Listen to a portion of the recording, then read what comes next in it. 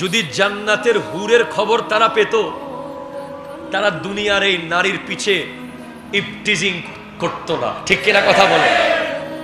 তারা যদি জানতো যে জান্নাতের হুরের অবস্থা, যেই চোখ নিচের দিকে তাকায় কোন নারীকে দেখলে সাথে সাথে নিচের দিকে, সেই চোখ জান্নাতি না জাহান্নামী? আপনি ইফটিজিং করবেন, লা হাওলা ওয়ালা কুওয়াতা ইল্লা বিল্লাহ। আপনি বিয়ে বাড়িতে গিয়ে টিচ করবেন, আপনি কলেজে গিয়ে টিচ করবেন, আপনি স্কুলে গিয়ে টিচ করবেন, করিয়েন। তার আগে আমার একটা লাইন শুনে যান।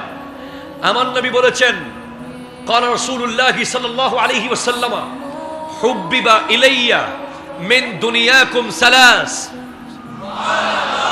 এই পৃথিবীতে আমার নবীকে তিনটা জিনিস প্রিয় বানিয়ে দেওয়া হয়েছে।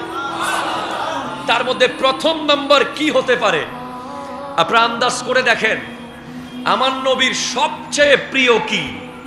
আমার নবীর সবচেয়ে প্রিয় হলো মা জাতি। আমার নবী আসার আগে এই নারীদের কাছে মায়ের মর্যাদা ছিল না, তাদের কাছে বোনের মর্যাদা ছিল না, তাদের কাছে স্ত্রীর মর্যাদা। কন্যা জীবন্ত কবরে পুঁতে ফেলা হতো। আমার নবী এসে জানিয়েছেন, আল জান্নাতু তাহতা আকদামিল উম্মাহাত, তোমাদের সকলের জান্নাত হলো তোমার মায়ের পায়ের নিচে। আমার নবী জানিয়েছেন, তোমার কন্যা যদি তুমি পেলে ইসলাম সম্মতভাবে একটা কন্যাকে বিয়ে দিতে পারো, জান্নাতে তুমি আমার সাথে এইভাবে লাগানো থাকবে, শরীয়ত সম্মতভাবে, to the point, according to Islam. তো সাহাবায়ে কেরাম বলছেন, দুজন থাকলে আরো বেশি থাকবে, তিনজন হলে আরো বেশি থাকবে। তো ইয়া রাসূলুল্লাহ, আমাদের তো অনেক সাহাবার কন্যা সন্তানের বাবা হওয়ার সুযোগ নাই, আমরা কি করব? বলে, যার কন্যার বাবা হওয়ার ইচ্ছা থাকবে সেও জান্নাতে আমার সাথে থাকবে।